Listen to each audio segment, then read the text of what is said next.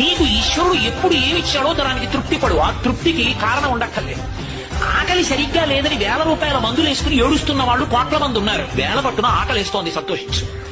దాహం వేస్తే మంచినీళ్లు లోపలికి వెళ్ళక మధ్యలో కన్నం పెట్టి గొట్టం పెడితే ముక్కులోంచి పోసుకుంటున్న వాళ్ళు ఉన్నారు. గుటుక్కు నీళ్లు అయితే లోపలికి ఎడుతున్నాయి, సంతోషించు.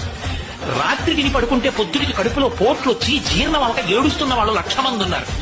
తిన్నది గుండ్రాయి అయినా సరే తెల్లారేటప్పటికి జీర్ణం అయిపోతోంది, సంతోషించు. పడుకుంటే నిద్ర పట్టక చారుడు మాత్రలు వేసుకు పడుకుంటున్న వాళ్ళు ఉన్నారు. తలగడా మీద చెయ్యట్టుకుని ఇలా పడుకుంటే నిద్ర పడుతుంది. పుస్తకం ఉంటే తప్ప మాట్లాడలేని వాళ్ళు ఉన్నారు. వేదిక ఎక్కి కూర్చుని మాట్లాడటం మొదలు పెడితే గంగా ప్రవాహంలో వస్తుంది, సంతోషించు ఈశ్వరుడి కారుణ్యానికి. కొంతమంది కూర్చోలేని వాళ్ళు ఉన్నారు, కూర్చుంటున్నావు. నడవలేని వాళ్ళు ఉన్నారు, నడుస్తున్నావు. చూడలేని వాళ్ళు ఉన్నారు, చూస్తున్నావు. వినలేని వాళ్ళు ఉన్నారు, వింటున్నావు. ఈశ్వరుడు నీకు ఇచ్చిన దానికి ప్రతి క్షణం తృప్తితో ఓలలాడిపోవాలి. ఎన్ని మాటలు కృతజ్ఞత చెప్తావు.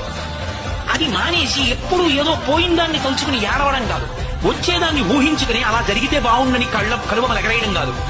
ఇప్పుడు ఇక్కడ నీకు ఈశ్వరుడు వర్తమానంలో ఏమిచ్చాడో దానితో తృప్తిగా ఉండడం అలవాటైతే వాణ్ణి మించిన భాగ్యవంతుడు లేడు. అదే ధర్మం. నీకు ఈశ్వరుడు ఎప్పుడు ఏమిచ్చాడో దానికి తృప్తి పడు. ఆ తృప్తికి కారణం ఉండక్కర్లేదు. ఆకలి సరిగ్గా లేదని 1000 రూపాయల మందులు వేసుకుని ఏడుస్తున్న వాళ్ళు కోట్ల మంది ఉన్నారు. 1000 పట్టున ఆకలిస్తోంది, సంతోషించు. దాహం వేస్తే మంచినీళ్లు లోపలికి వెళ్ళక మధ్యలో కన్నం పెట్టి గొట్టం పెడితే ముక్కులోంచి పోసుకుంటున్న వాళ్ళు ఉన్నారు. గుటుక్కు నీళ్లు అయితే లోపలికి ఎడుతున్నాయి, సంతోషించు. రాత్రి తిని పడుకుంటే పొద్దుడికి కడుపులో పోట్లు వచ్చి జీర్ణం అవక ఏడుస్తున్న వాళ్ళు 1,00,000 మంది ఉన్నారు. తిన్నది గుండ్ర